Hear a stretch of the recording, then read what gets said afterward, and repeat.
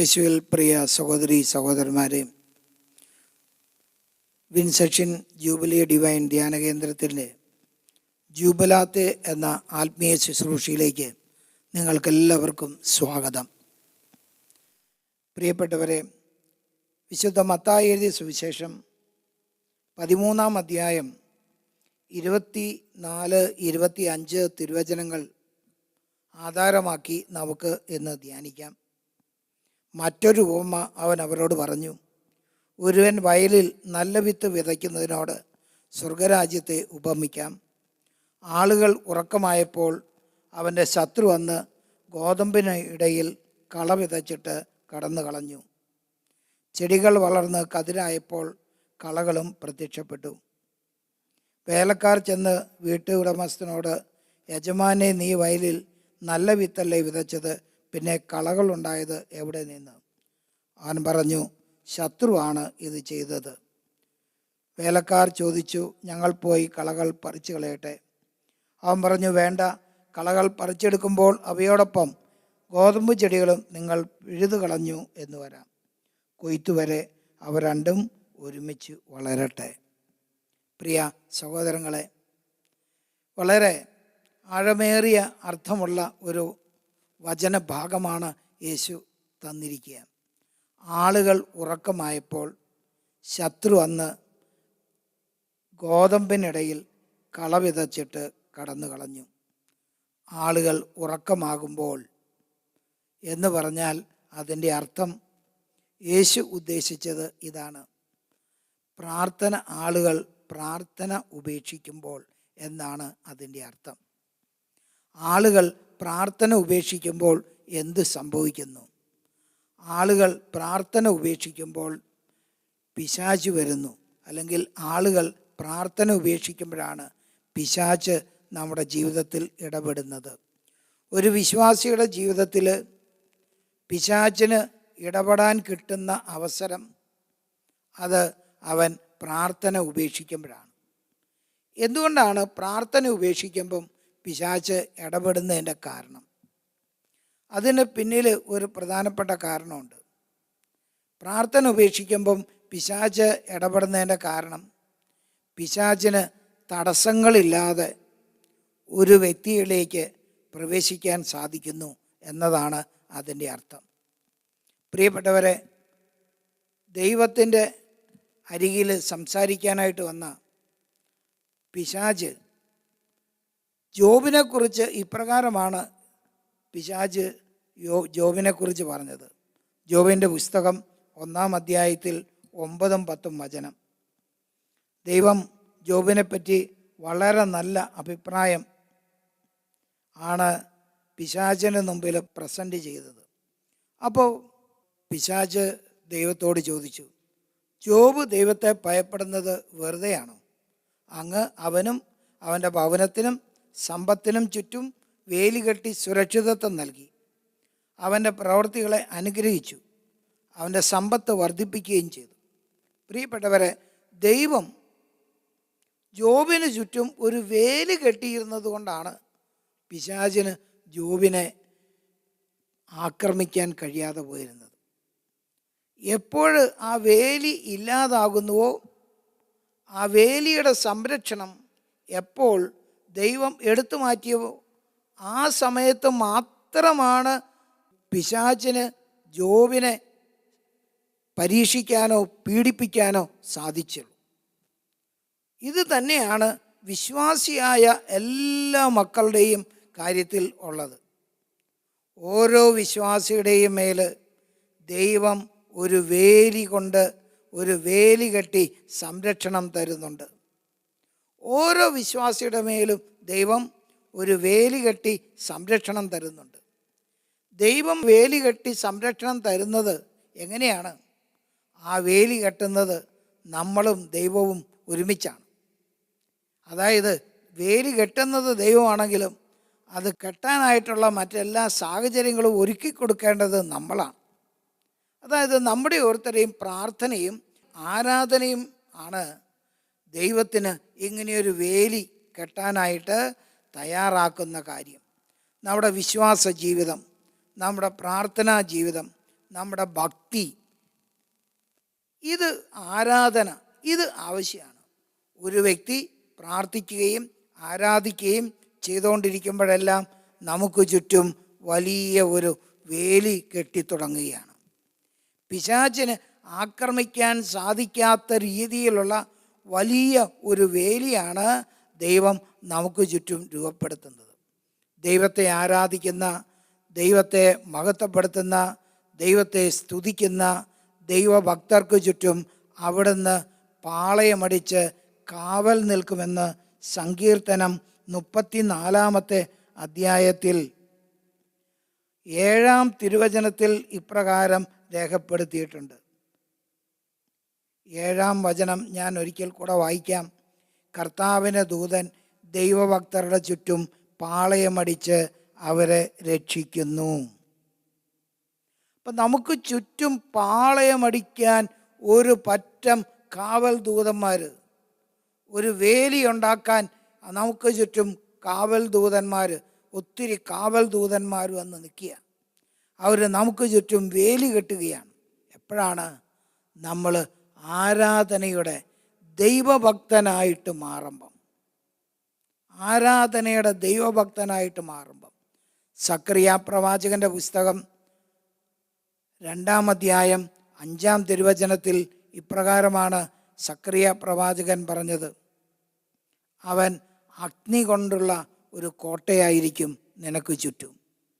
നിനക്ക് ചുറ്റും അവൻ അഗ്നി കൊണ്ടുള്ള ഒരു കോട്ടയായിരിക്കും.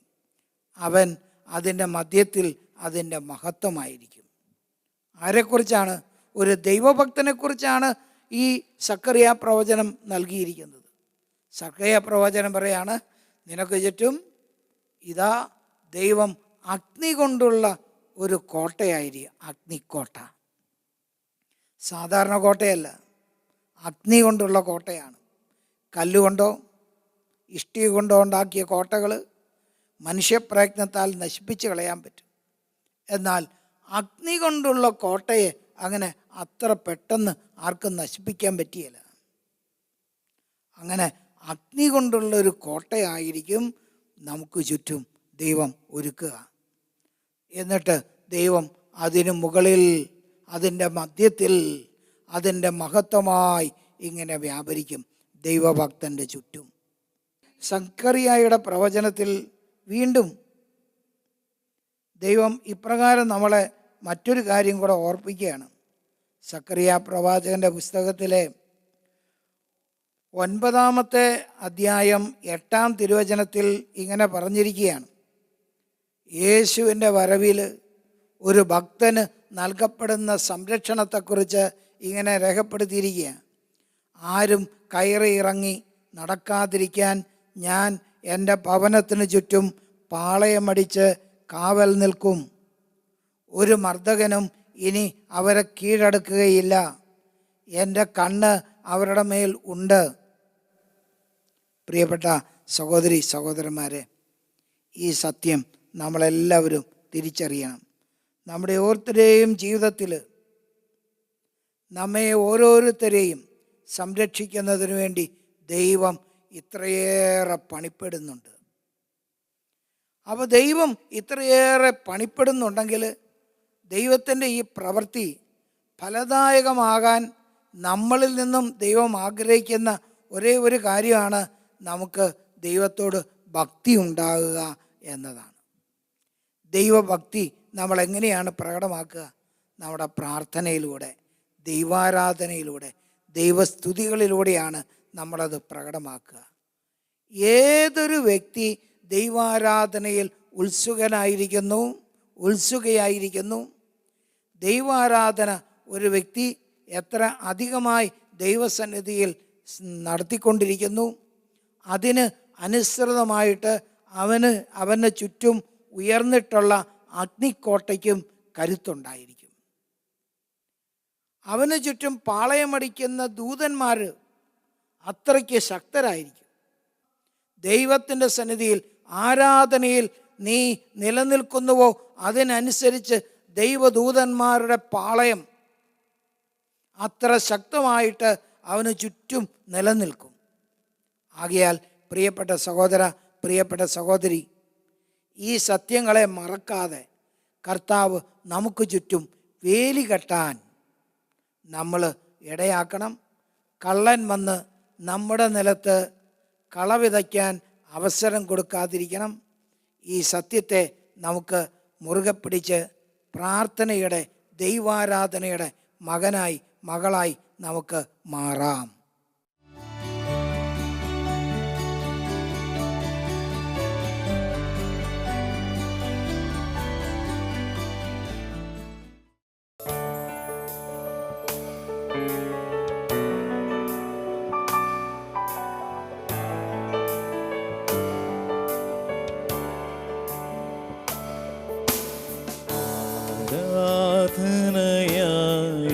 ആരാധനയായിടുന്നു ആത്മനാഥനായിടുന്നു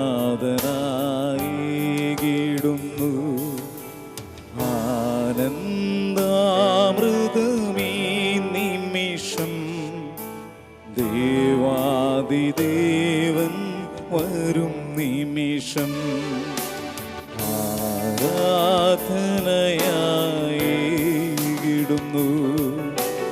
ആത്മനാഥനായിടുന്നു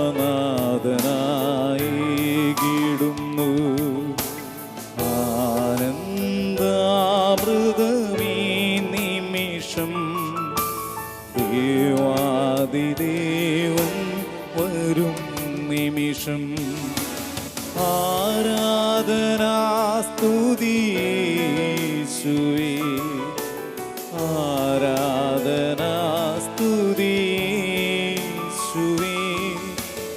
ആരാധനാസ്തുതിയേശുവേ ആരാധനാസ്തുതിയേശുവേ ആരാധന ആരാധന ആരാധന ആരാധന hallelujah hallelujah hallelujah hallelujah hallelujah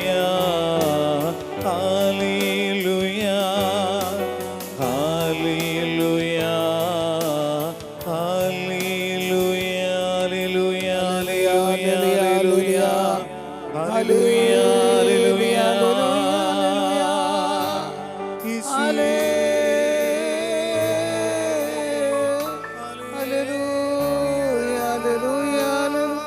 hallelujah hallelujah hallelujah പരിശുദ്ധ പരമ ദിവ്യകാരുണ്യത്തിന് നേരവും ആരാധനയും സ്തുതിയും പുകഴ്ചയും ഉണ്ടായിരിക്കട്ടെ. പരിശുദ്ധ പരമ ദിവ്യകാരുണ്യത്തിന് നേരവും ആരാധനയും സ്തുതിയും പുകഴ്ചയും ഉണ്ടായിരിക്കട്ടെ. പരിശുദ്ധ പരമ ദിവ്യകാരുണ്യത്തിന് നേരവും ആരാധനയും സ്തുതിയും പുകഴ്ചയും ഉണ്ടായിരിക്കട്ടെ. യേശുവിലെ സ്നേഹമുള്ളവരെ, തിരുവോസ്തിരൂപനായി എഴുന്നള്ളിയിരിക്കുന്ന കർത്താവിൻ്റെ സന്നിധാനത്തിലേക്ക് നമ്മളെ തന്നെ പൂർണ്ണമായിട്ടും സമർപ്പിക്കാം. പ്രിയമുള്ളവരെ, നമ്മുടെ ദൈവം ജീവിക്കുന്ന വചനമാണെന്ന് നമുക്കറിയാം. ജീവിക്കുന്ന വചനമായ യേശു ഈ അൾത്താരയിൽ അപ്പത്തിൻ്റെ രൂപം ധരിച്ച് നമ്മുടെ അരികിൽ വന്നിരിക്കുകയാണ്. ഈ വചനമാകുന്ന അപ്പം നമ്മൾ ഭക്ഷിക്കണം, പാനം ചെയ്യണം. അങ്ങനെ നമുക്ക് ജീവനുള്ളവരായിട്ട് മാറണം. വചനം ഭക്ഷിക്കുകയും അത് പാനം ചെയ്യുകയും ചെയ്താൽ മാത്രമേ നമ്മുടെ ജീവിതം ജീവനുള്ളതായി മാറൂ എന്ന് നാം എല്ലാം തിരിച്ചറിയുവാൻ കർത്താവ് ഈ സമയത്ത് നമ്മളെ ഓർപ്പിക്കുകയാണ്. ഈ ആരാധനയിൽ വചനത്തിൻ്റെ വലിയ അഭിഷേകം നമുക്ക് വേണ്ടി സത്യമായി ഈ ലോകത്തിൽ സത്യവചനമായി അവതരിച്ച യേശുവിനെ ഹൃദയത്തിലും മനസ്സിലും ആത്മാവിലും സ്വീകരിക്കാൻ വചനപാരായണത്തിലൂടെ, വചനധ്യാനത്തിലൂടെ, വചനപ്രഘോഷണത്തിലൂടെ, വചനം പങ്കുവയ്ക്കുന്നതിലൂടെ എല്ലാം നമുക്ക് ഇത് സാധ്യമാകണം. അതിനേറ്റവും പ്രധാനമായുള്ള കാര്യം നമ്മുടെ എല്ലാവരുടെയും ഹൃദയങ്ങൾ വചനം കൊണ്ട് നിറയണം എന്നതാണ്. നിയമാവർത്തന പുസ്തകം 6-ാം അധ്യായം 6 മുതൽ 9 വരെയുള്ള തിരുവചനങ്ങളിൽ മോശയിലൂടെ കർത്താവ് ഇപ്രകാരം തൻ്റെ ജനത്തെ പഠിപ്പിച്ചു: ഞാനിന്ന് കൽപ്പിക്കുന്ന ഈ വചനങ്ങൾ നിങ്ങളുടെ ഹൃദയത്തിൽ ഉണ്ടായിരിക്കണം. ജാഗരൂകതയോടെ അവ നിങ്ങളുടെ മക്കളെ പഠിപ്പിക്കണം. വീട്ടിലായിരിക്കുമ്പോഴും യാത്ര ചെയ്യുമ്പോഴും കിടക്കുമ്പോഴും എഴുന്നേൽക്കുമ്പോഴും അവയെപ്പറ്റി സംസാരിക്കണം. അവ കൈകളിൽ ഒരടയാളമായും നെറ്റിത്തടത്തിൽ പട്ടമായും അണിയണം. അവ നിങ്ങളുടെ വീടിൻ്റെ കട്ടിളക്കാലിൻ്റെ മേലും പടിവാതിൽമേലും എഴുതണം. ഇതാണ് മോശയുടെ നിർദ്ദേശം. ആ നിർദ്ദേശം നമ്മൾ കൃത്യമായിട്ട് പാലിച്ചാൽ, പ്രിയപ്പെട്ടവരെ, ഇന്നോളം നമുക്ക് ജീവിതത്തിൽ നഷ്ടമായ ജീവൻ വീണ്ടെടുക്കാനുള്ള മാർഗമാണ് കർത്താവിൻ്റെ വചനം. ആ വചനമാണ് ഇന്ന് നമ്മൾ സ്വീകരിക്കേണ്ടത്. അത് സ്വീകരിക്കാനുള്ള കൃപ, വചനം ഹൃദയത്തിൽ ആഴപ്പെടാനുള്ള വരം, ഇതാണ് ദിവ്യകാരുണ്യ നാഥൻ്റെ മുമ്പിൽ നമ്മളിന്ന് പ്രാർത്ഥിക്കുന്നത്. തീർച്ചയായും നമ്മുടെ ഓരോരുത്തരുടെയും ജീവിതത്തിൽ ഈ കൃപയും ഈ അനുഗ്രഹവും ഈ ശക്തിയും വർഷിക്കും നമ്മുടെ ദൈവം എന്ന് നമുക്ക് തിരിച്ചറിയാം. ആ വചനത്തെ നമുക്ക് ജീവിതത്തിലേക്ക് സ്വീകരിക്കാൻ ഇപ്പോൾ തയ്യാറാകാം.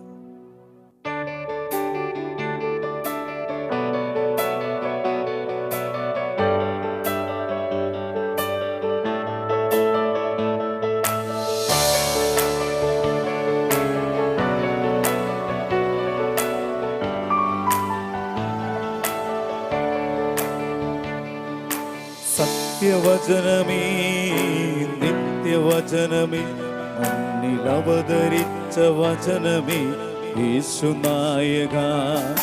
സത്യവചനമേ, നിത്യവചനമേ, മണ്ണിൽ അവതരിച്ച വചനമേ, യേശുനായക. നീ നയിക്കണേ, വഴി നടത്തണേ, ഈ മണ്ണിലെന്നും എന്നെ നീ വഴി നടത്തണേ. നീ നയിക്കണേ, വഴി നടത്തണേ, ഈ മണ്ണിലെന്നും എന്നെ നീ വഴി നടത്തണേ. സത്യവചനമേ, നിത്യവചനമേ, മണ്ണിൽ അവതരിച്ച വചനമേ, യേശുനായക. സത്യവചനമേ, നിത്യവചനമേ, മണ്ണിൽ അവതരിച്ച വചനമേ, യേശുനായക. ജീവൻ നൽകുന്ന ഈ വചനം ഹൃദയത്തിലേക്ക് നമുക്ക് സ്വീകരിക്കാം. നമ്മുടെ ആത്മാവിന് മുക്തി, അനുഗ്രഹം, നമ്മുടെ ബുദ്ധിയും നമ്മുടെ ജീവിതത്തിൻ്റെ ശക്തിയുമായി വചനം നമുക്ക് രൂപാന്തരപ്പെടണം.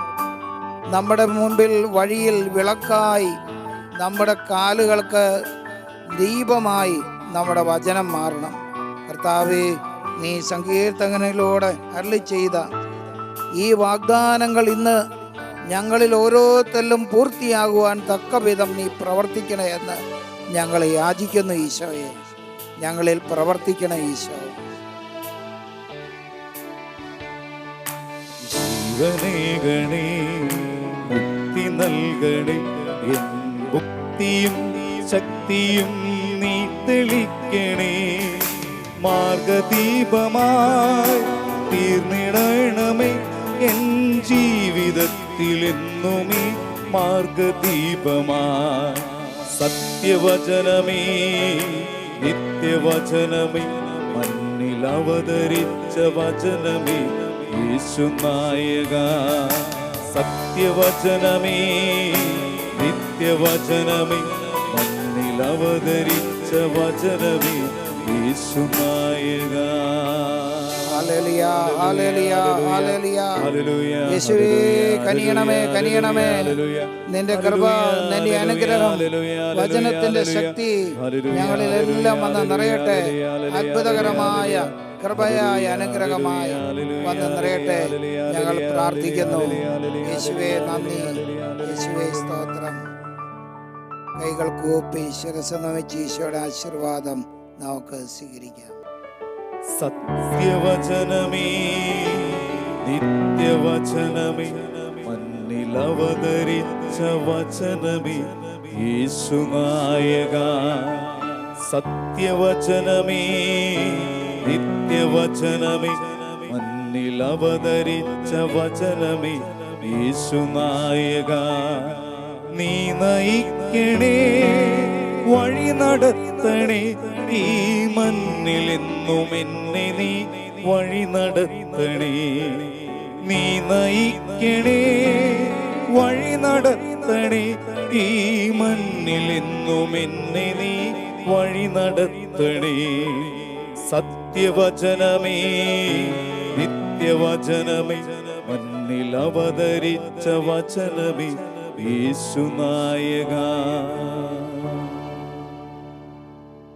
പരിശുദ്ധ പരമ ദിവ്യകാരുണ്യത്തിന് എന്നേരവും ആരാധനയും സ്തുതിയും പുകഴ്ചയും ഉണ്ടായിരിക്കട്ടെ. പരിശുദ്ധ പരമ ദിവ്യകാരുണ്യത്തിന് എന്നേരവും ആരാധനയും സ്തുതിയും പുകഴ്ചയും ഉണ്ടായിരിക്കട്ടെ. പരിശുദ്ധ പരമ ദിവ്യകാരുണ്യത്തിന് എന്നേരവും ആരാധനയും സ്തുതിയും പുകഴ്ചയും ഉണ്ടായിരിക്കട്ടെ.